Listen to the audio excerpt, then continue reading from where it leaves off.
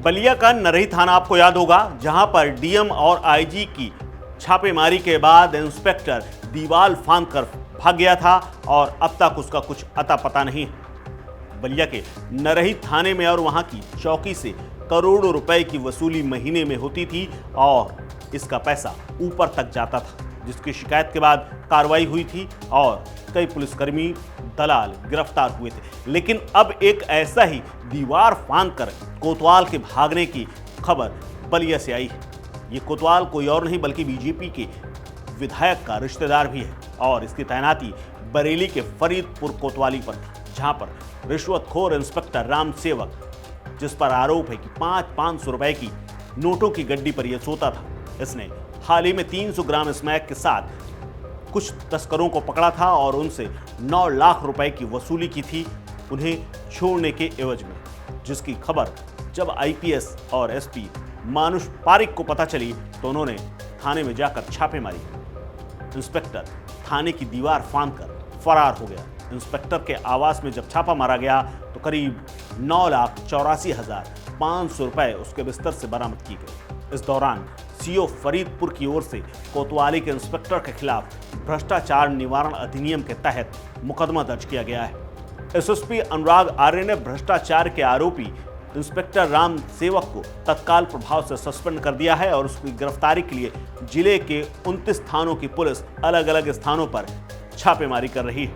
दरअसल एसएसपी अनुराग ठाकुर के निर्देश पर ही एसपी साउथ मानुष पारिक गुरुवार की सुबह करीब 10:30 बजे कोतवाली में जाकर छापेमारी शुरू करते हैं। उसके बाद उन्हें सूचना मिलती है कि इंस्पेक्टर के कमरे में नोटों की गड्डियां बिछी हुई हैं। वो तत्काल वहीं पर सीओ फरीदपुर गौरव सिंह को तलब करते हैं और छापेमारी शुरू करते हैं।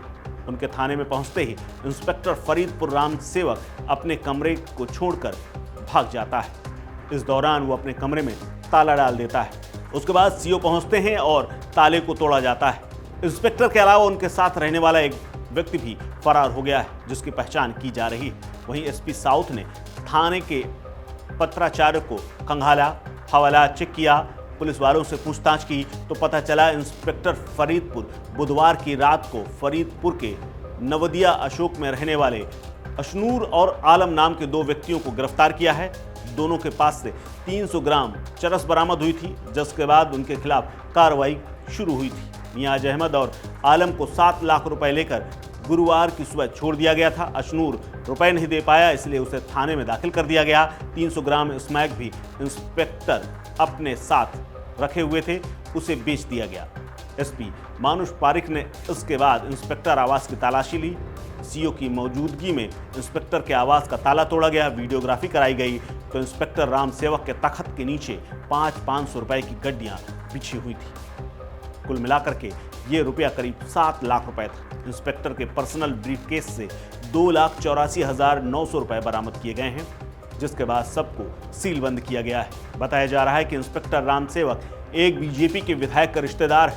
इंस्पेक्टर पहले पीलीभीत के पूरनपुर, माधोटांडा, गजरौला थाना समेत कई जगह तैनात रहा है। बरेली में आने के बाद स्मैक तस्करों की मंडी के नाम से मशहूर कोतवाली फरीदपुर में उसे तैनाती मिली। उसके बाद उसने लूट और वसूली का खेल ऐसा रचा कि पैसे ही पैसे आ गए।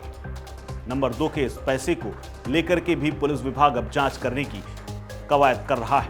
बताया जा रहा है कि इंस्पेक्टर ने करोड़ों रुपए फरीदपुर कोतवाली से कमाए।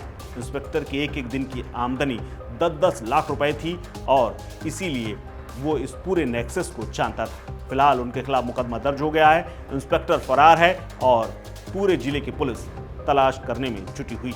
इस खबर में फिलहाल इतना ही। अपडेट्स के लिए बने रहिए वन इंडिया हिंदी के साथ। नमस्कार।